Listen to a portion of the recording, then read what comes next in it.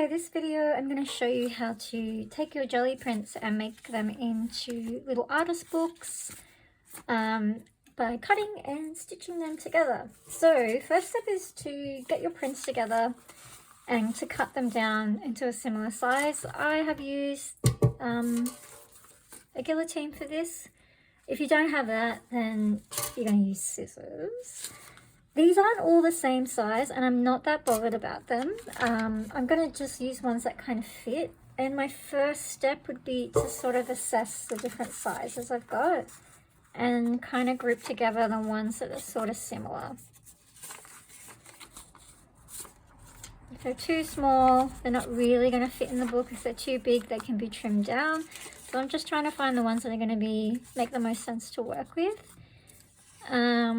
You can also work with the ones that are most, interesting to work with, but I reckon these are going to work, and that actually is going to work too. So I've got all my prints together, and I'm going to make a teeny tiny journal. So I'm going to fold them in half, and where I'm going with this is that, and this is where you're going to find out what size they really are, so I'm going to stitch them along the edge. First I'm going to fold them, and this is my way of assessing them, basically making an artist book.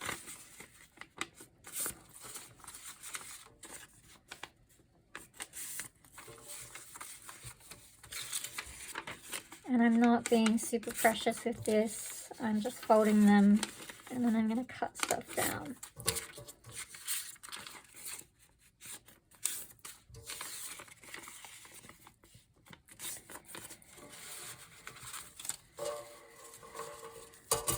Awesome. So I've folded my pages together. I can see I've got quite a few different sizes going on here. So it's either taking them out, maybe making a smaller book out of these ones, or a big trim down of all of them. These are a similar size as you can see, but maybe I need to trim down some. So I am going to do that, and I'm going to do it in a very cheeky way. Or I'm going to attempt to. Aha! And it works. Use my guillotine to cheat my way through that. And now I need to just tidy up those as well. So what I will do and show you is that I'm going to just use these ones that I've cut to kind of guide where I cut on these ones and just trim it all down. And a little tidy up there. Ooh, squeaky. Okay, cool. Now that I've cut those down though, we might have similar sizes here, so I might add these on as well. As you can see, not precious. I don't measure things. That's me. If you want to measure things, go ahead and do that. Please do. It makes heaps of sense to do that. I just don't do that. Not my style.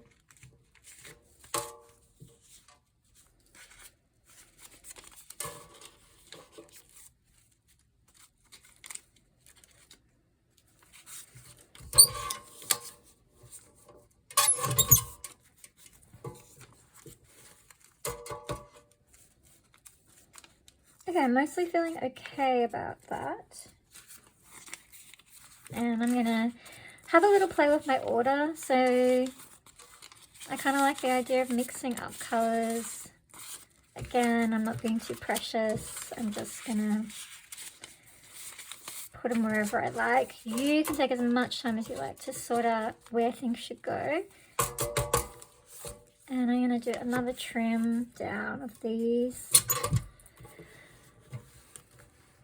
My approach is very cheeky today, but it's going to work for me. Alright, so what I want to do now is either grab bulldog clips or pegs just to hold together your book. Beautiful. And then, can I fit these two in? I might leave them. What I'm going to do, I'm actually going to stitch through them. So as you can see here, I stitched through this. This is a total made up stitch. There's no name for it. I just kind of intuitively did it, should I say. This is blanket stitch. So this is probably more likely what I'm going to choose. And I actually have some videos on stitching and lots of different kind of creative stitches in my YouTube. So go check them out. And in terms of colour, I think I'm going to go for this blue. I also like to just add on like little beads and stuff. This is a little fidget toy that I made in workshops with kids. So I thought I might repurpose that. So I need embroidery thread, and then I also need something to stitch with. So I'm using my embroidery needle. I like ones that have big eyes so I don't have to battle with them. You can use single strand cotton. I'm using 6-strand cotton or floss, embroidery floss. I'm going to tie a knot. Okay, so how I would do this is I usually like find a spot in the middle because I want to hide where the end of my cotton is. And well, look, there's a couple of ways to do this, but this is the way I'm going to do it. I'm going to come up and push through those pages, and that hides my cotton end in there. I'm going to trim that off later. I'll come back to it. But for now, I'm going to start in the middle. I've gone through half of my pages, and now I'm going to go through the rest of them. If you've got any bookbinding tools, you can go ahead and punch in the holes. But what I try and do is just kind of intuitively find my way through it. All right, and then the blanket stitch is where we come back up through the top. And now I'm going to work my way down this side and come back the other way. So I'm going to come behind and I'm going to pierce a hole. The struggle is that the paper's really thick, as you can see, and I'm actually using this to push the needle through. There's a little bit of a risk in there that the needle snaps and breaks. But I'm a risk taker, so I'm going to pull through, and the blanket stitch is where we come up in the loop. You're kind of making an L shape. I have videos and blogs on this kind of stuff, but you also, a simple search, you'll find blanket stitch. Because I'm doing it in a non-traditional material, paper.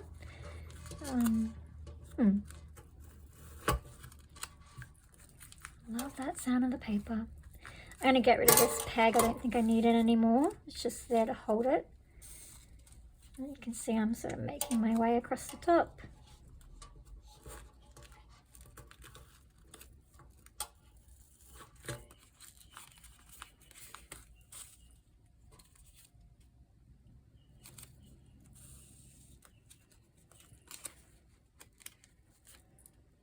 If you're finding it's really hard to go through the pages, then just go through one at a time with your needle.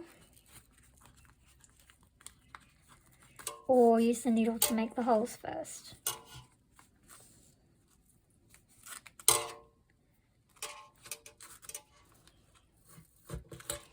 And watch out for those fingers that you don't prick them, that'll hurt. Cool, so I've made it here.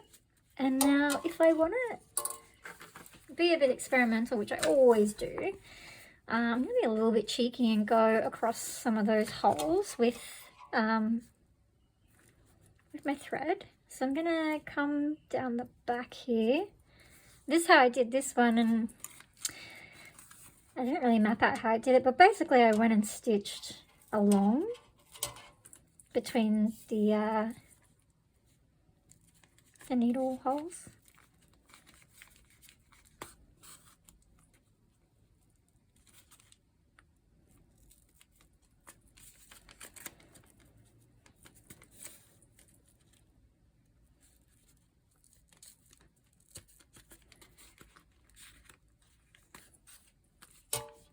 Okay, cool, I'm back to the start.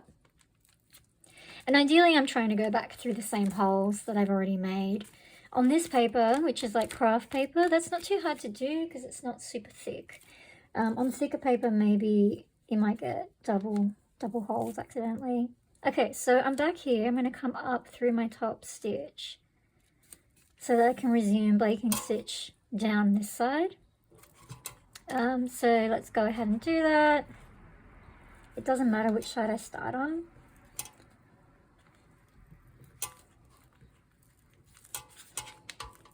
I'm not gonna lie, that's really thick to get through, so if you do have,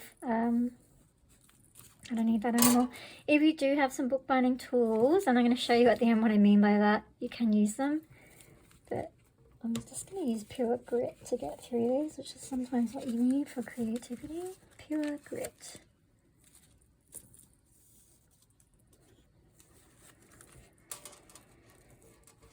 Awesome.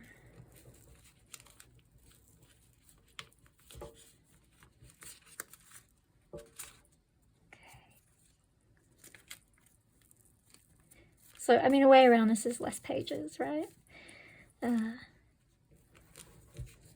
Or just persisting. You can also hole punch things if you want to. That could be a really interesting thing to stitch around.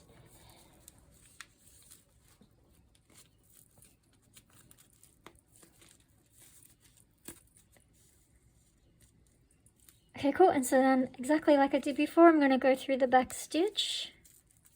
Come up. I made a second hole there. Whoopsie. That's all right. And I'm just gonna tidy this up because I've pulled too hard, and so it's dragged the top of that blanket stitch a bit. So yeah, pay attention to your tension. Okay, coming back.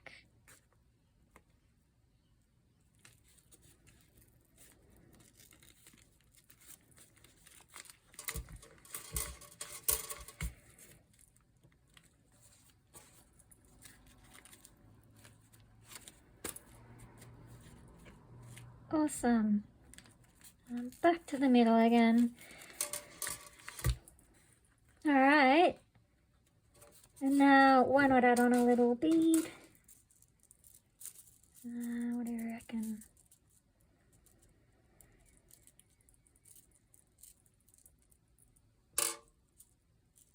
I like this green one.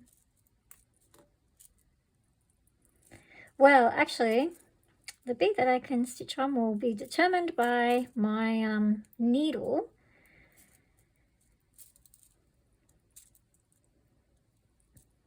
And what I can get off this, which is not letting me get that one off. So maybe actually I'll go for the yellow.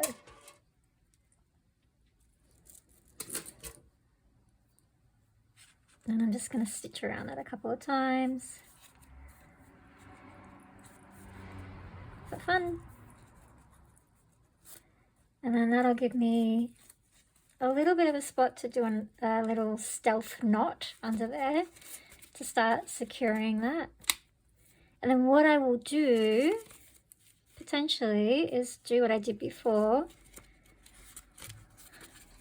Very techy. I'm going to come through this middle stitch here and come back to that middle page.